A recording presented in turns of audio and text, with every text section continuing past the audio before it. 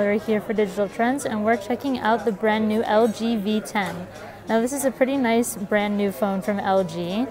It's basically got the same flagship specs as the LG G4, except that we have a 5.7-inch Quad HD display here. It's still running that Qualcomm Snapdragon 808 processor, which although it is not the most recent processor, it's still pretty zippy. Now the coolest thing about this brand new phone is that we've got an actual second screen here. So we have two displays layered on top of each other that are made out of Gorilla Glass 4. And what LG has done here is that you can check out different apps right here on the top, and you can even control your music and different things like that. So if you've got a song playing, you can adjust it right here without having to go inside the display. And you also have shortcuts to your favorite contacts and a few other features there. Now this second display also is always on. So when your phone is off, you can check out the date and the time right here, as well as a few other apps or notifications that you have going on. So if you swipe on through, you can also control these quick settings like the volume, Wi-Fi, flashlight, and launch the camera. So actually, let's launch the camera. As you see, it jumped up really quick here, and it's the same 16 megapixel camera that we have on the LG G4. So you have your same manual mode, and you also have a manual video mode, which is brand new. So there are a few cool new video features on here that the 16 megapixel camera can pull off.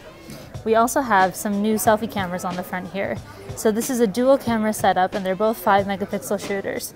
This way you can get 180-degree group selfies with all of your friends inside of them, or you can get a regular 80-degree selfie with just yourself.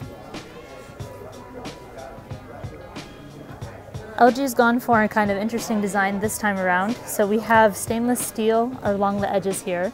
So they're pretty durable, and LG has said that they did a drop test of 1 meter and it didn't crash, so that's good news. On the back here though, we have a brand new Duraskin texture, and this is actually made out of silicone. So it feels a little bit rubbery and it has an interesting texture. LG's done this in a couple different colors. Looks like we have white and black. Ours is black here. And as you can see, it's pretty grippy. There's an interesting kind of grid layout here. But other than that, it's a pretty basic, simple looking phone. The power button here is also located on the back, and it has a fingerprint sensor as well, so you should be able to unlock your phone and potentially use Android Pay and all those other features that we have for fingerprints. The V10 is of course running Android Lollipop, but they said that the Marshmallow update will soon come along, hopefully before the end of the year, so you should get that upgrade relatively quickly.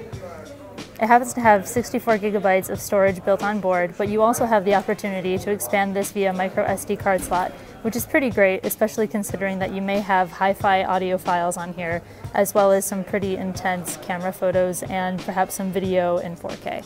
To round out the camera specs, we also have EIS, which is sort of like optical image stabilization, but supposedly a little bit sharper. So that way when you make video, it shouldn't shake too much. Now we also have 3 mics on here, and you can control the audio so that way you can make sure that everyone is heard correctly in the video.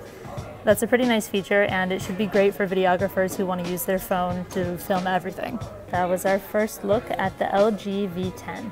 It should be coming out later in November, and we don't really know the pricing yet, but we'll let you know. Stay tuned for our hands-on review and more coverage of the V10 as we get more details.